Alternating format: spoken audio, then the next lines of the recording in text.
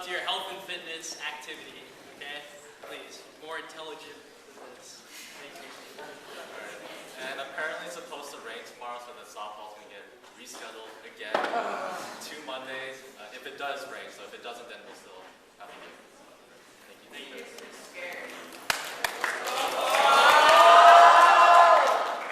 So if you plan to volunteer at the Big Sur Marathon on Sunday, April 24th, this is your final reminder that you need to sign up online by tomorrow. The link is on Haiku.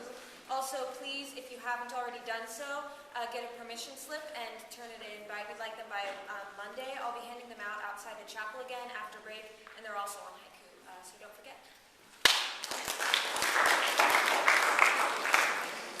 With Spring State coming up, we are having a large informational meeting today at lunch in room 8.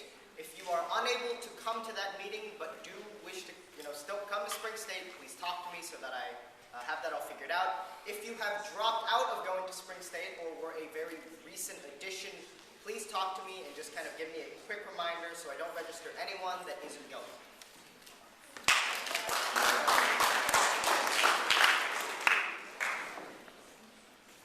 So we're doing a virtual reality tour of the York campus, and we needed to get a picture of lots of people in the chapel. So we're going to do that right now really quick.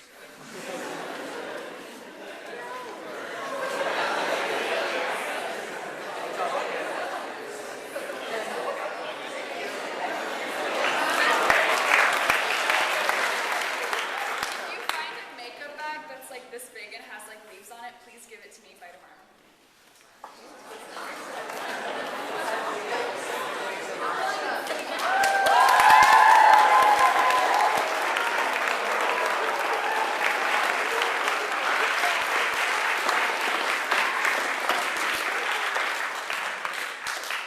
Life can be found in unexpected places. It was a sweltering hot day during the middle of a heat wave. Me and my entire family were out for breakfast. We had already been driving for like 30 minutes when we heard an unusual sound coming from our car. It was like a tiny meow. That's weird, my dad said, but we kept driving.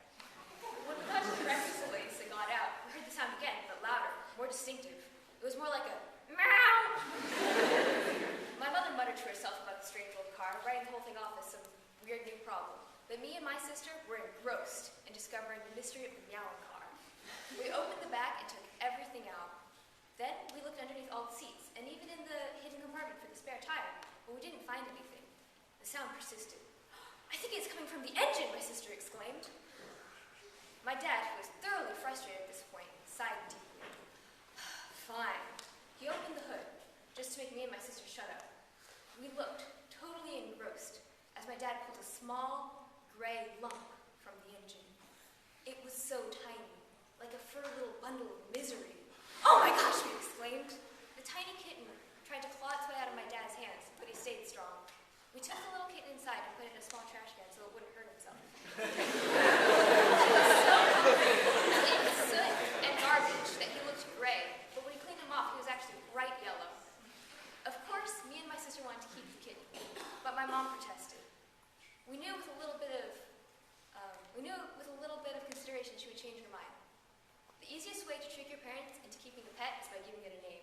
We tossed around a few names, Misty, Blondie, Ash, but we finally settled on something we could all agree was appropriate to the situation, Lucky. Nowadays, Lucky is a huge cat. He's like a fat, lazy mountain lion. We love him, but we might have never found him if he hadn't crawled into our car engine that day. That's why we always need to be on the lookout for life. It can happen when we least expect it.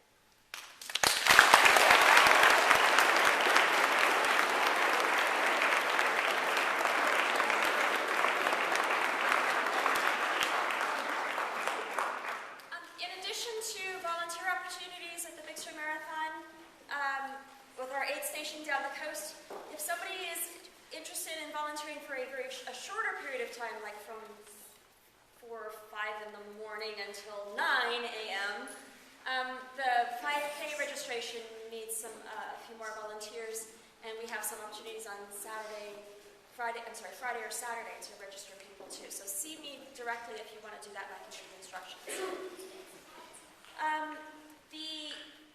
There's been an announcement in the Friday Falcon for the past month looking for a host host family for our AFS student for next year. This is really the time to do it. Students are being released, they've applied. Like all the students from Pakistan just became available last week, and from Bangladesh this week. So if there's really a top student that has the qualifications to succeed at York School and their English is strong enough, we want to be able to grab them up, but we can't do that unless we have a host family. So I have a couple of examples of some students that are available that you might be interested in, and there's lots of other students that are like these, so I'm just going to, for entertainment's sake and to hopefully intrigue you to host somebody, read a couple really briefly. This is about a boy from the Gaza Strip. His name is Khaled. He comes from a large family of 8, many whom are already active in the fields of engineering and medicine. When they all have time to get together, they love to chat about their lives over a hearty meal. While Khaled is most interested in becoming an electrical engineer like his father, he also has an artistic side. His sister has taught him to paint and draw, and he's loved it ever since. His teachers say he's a quick learner and adjusts well to big changes. While with friends, you can find Khaled swimming, biking, playing cards, or simply hanging out. And in his personal essay, he wrote this really nice paragraph about what friendship means. So anyway, another one, Ahad from Pakistan, a 16-year-old male. He's an open-minded, ambitious, and friendly young man. He's close with his parents and 2 brothers, and they all like to visit parks, go shopping, and travel together. Reading is Ahad's favorite activity because he loves to learn. Ahad also enjoys playing cricket, running, and listening to music. His teachers say he's an excellent student who actively participates in class discussions. In the future, Ahad wants to become a doctor and research cures for various types of cancer. He's excited to come to the U.S. to meet his host family and to make lots of new friends. So we do need a host family. Please see me right away if you're interested.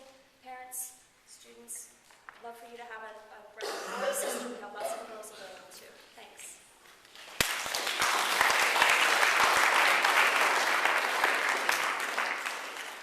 Yeah, and just think about what our community would be like if we didn't have FA and ME.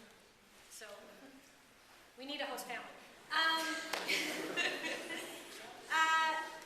Algebra 2 Mathletics meeting tomorrow at lunch. I know my class, a lot of people forget, but I'm trying to remind you now. Tomorrow at lunch, Algebra 2 Mathletics meeting.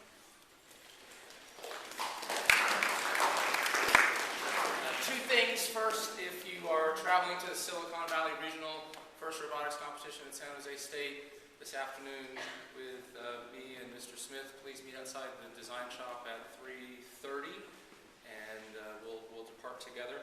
Secondly, I'm going to ask all of the York students who've participated in iLead and Design over the past 3 summers to come join me up front. So I'm just going to read some names: Grace Q, Amelia Chambliss, Eloise Coley, Laura Bauman, Justin Wong, Paolo Garcia, Tristan Laney, Jack Wilden, Kevin Bernard, Finn Berry, Ruben Cruz, JoJo McGuire, Carrie Reynolds, Grace Baker, Evan Lee, and Tom Saletto. If you're here, come on up to the front.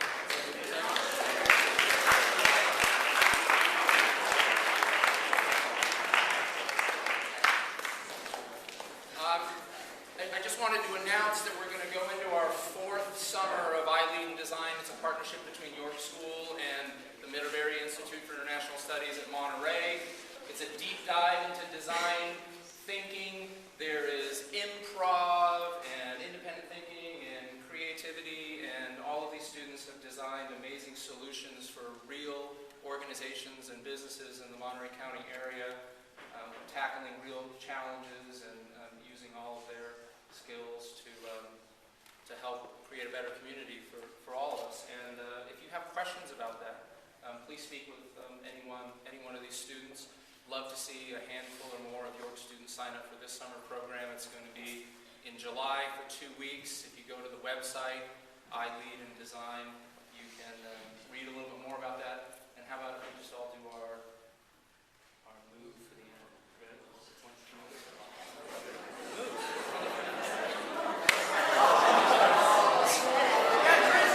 Jack, come on.